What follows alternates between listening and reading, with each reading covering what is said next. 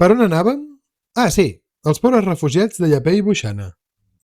Avui, a Història de Bàrdia, la pirateria a Gargònia, part 2.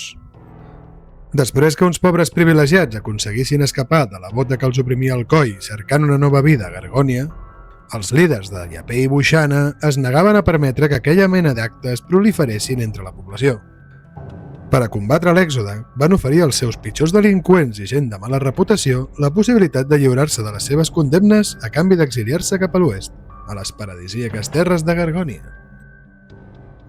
Al cap de pocs anys, els propis malfactors van decidir unir forces i guanyar poder, però en comptes de tornar als seus països d'origen, van optar per establir-se a les terres inexplorades que els havien regalat.